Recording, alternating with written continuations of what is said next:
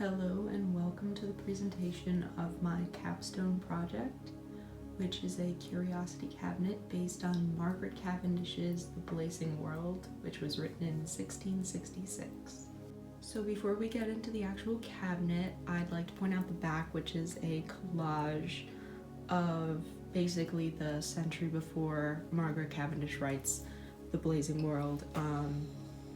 It's just on the events of the scientific revolution, what was going on, what she may have read, been surrounded with, etc. during this time period. There's information about curiosity cabinets, there's a curiosity room, a map from that era, the flea that is from the micrographia that inspired John Donne's poem The Flea, anatomy theaters, lots of cool new scientific instruments, of course influence of classical ancient Greece, ancient Rome, and then finally in 1666 we have Margaret Cavendish publishing this first work of science fiction that we are about to learn about. So this is the original cover of The Blazing World from 1666, not the actual cover obviously, but I tried to make it look as realistic as possible, just to pay a little tribute to the utopia that we are about to enter. Finally, some last bits of Margaret Cavendish we could see on the outside is one of her poems, A World in an Earring, with an ear I actually sculpted and an earring to kind of pair with the poem. I think this is a really cool poem, comparing the earth to sort of the earring on a giant. And you can pause this video or you can look up this poem. It'll be in my bibliography, as well as the poem on the other side. The other side has this half stress ball I cut out and made into sort of a earth globe situation, and then two more of poems that I really enjoy by Margaret Cavendish. As you can see, she wrote about a bunch of scientific subjects, even the weight of atoms, and atoms were not a very big thing in the 1600s, so very cool. I really like how the origami paper that I put here turned out. It looks very Curiosity Cabinet-esque, but let's just move on to this cool top and what we got inside. So the top of the cabinet represents sort of the leaving of the regular world and the transportation of the audience, and as well as the main character, into this utopian world that Cavendish creates. So I have this boat this lady gets shipwrecked on. She's drifting in the Arctic and she washes ashore a utopia, and I do have an envelope over here with some quotes that kind of give an exposition and get you in the mood for a utopian experience. So let's check that out. The Blazing World, in which the lady survives the storm in the Arctic and washes ashore on a utopia filled with strange creatures and beliefs, and is crowned empress of this world. And here are some quotes related to the exposition. I really like the narrow winding rivers that go through the mountains and the hills, the description of the palace, and the inhabitants of the Blazing World, which are a mix of different fish, bear, and fly men, various animal men, Spider-Men even. I just think that's a very strange detail and kind of fun to work with. So other than some of those bare bones quotes, there's not that much description of the Blazing World. It's mostly a philosophical kind of scientific read about different debates in the world of science, but I did my best to make an artistic representation of that world. So I have some lights that switch on behind that palace, and if we go inside here, we see a very beautiful blazing sky with some blazing stars and various curiosities we will get to in just a moment.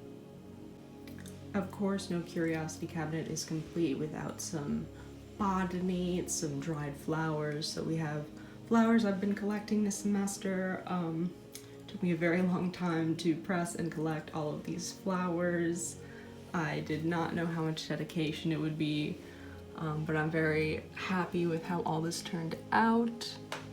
These lights are actually, a lot of the stuff is extra from just stuff I've saved over the years, and I've turned it into trash into treasure. Very cool little origami on the sides, and after you've seen this blazing sky and these flowers, let's talk about these curious things. So I will get to the star and sunstones because they are very specific to this book, but before that I'll point out some different things I came up with, like enchanted dandelion wishes, treasures of the sea. We've got some shells, some coral that I have, sea stars, pressed leaves, different shells and sea glass. Over here, some treasures of the palace. We see perfume, some different rings and old jewelry that I found at thrift stores, and some interesting things in the middle.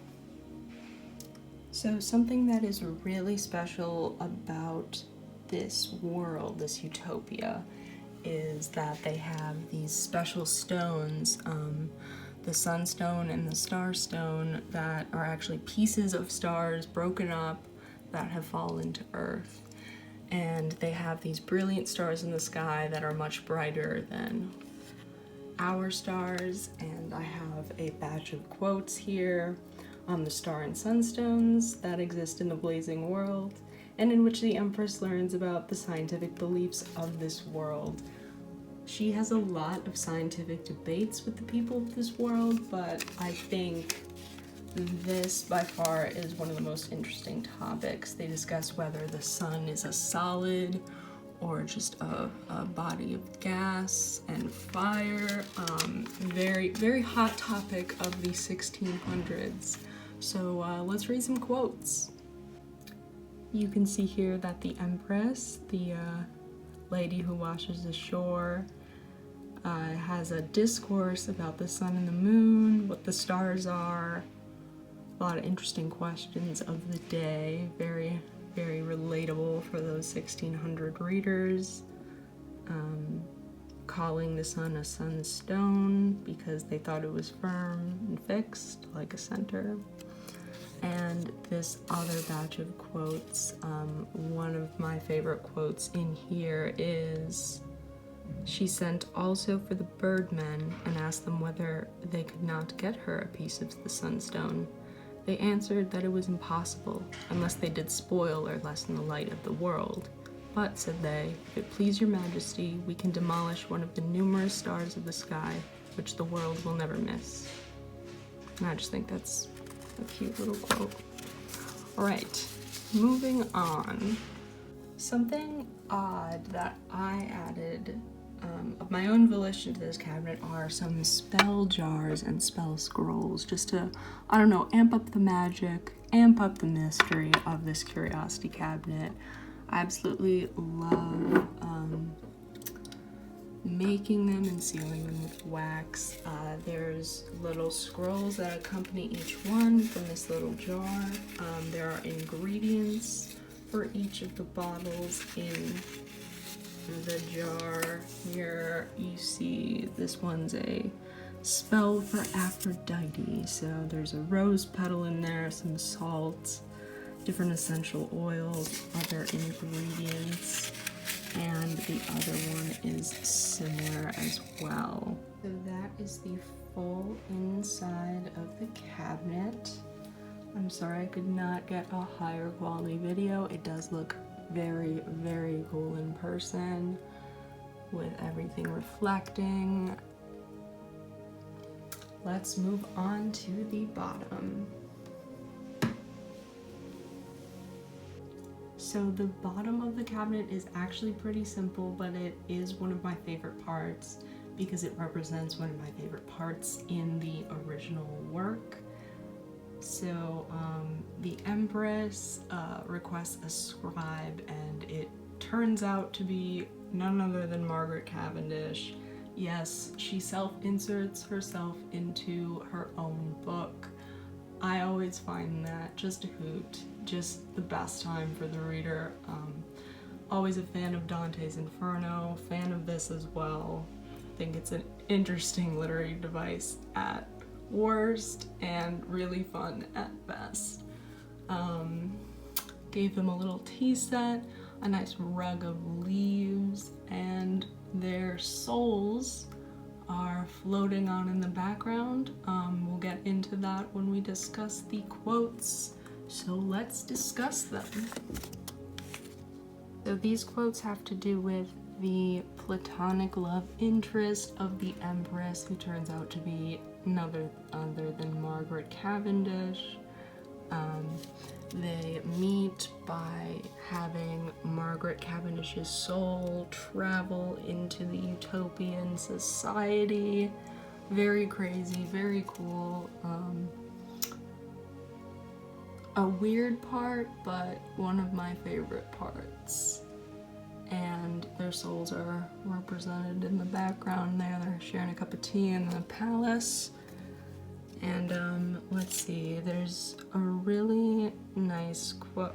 The Empress embraced her and saluted her with a spiritual kiss is a very nice one, as well as, and truly their meeting did produce such an intimate friendship between them that they became platonic lovers, although they were both females.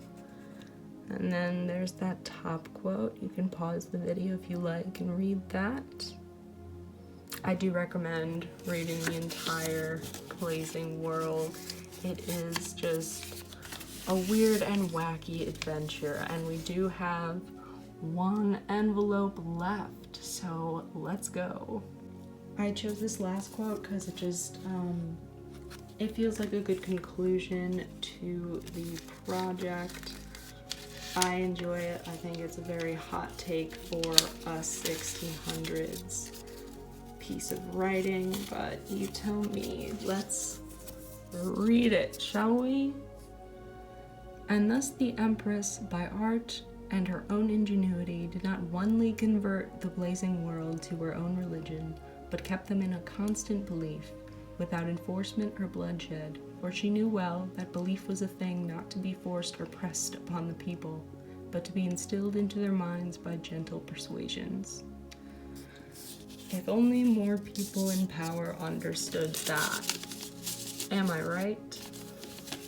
I absolutely loved researching curiosity cabinets this semester, making jars of moss, rugs of leaves, different curiosities galore. It was an absolute thrill to just immerse myself into this world that not many people have actually imagined. So I'm very excited to present this project, and I hope you look into Margaret Cavendish, research the Blazing World, the Scientific Revolution.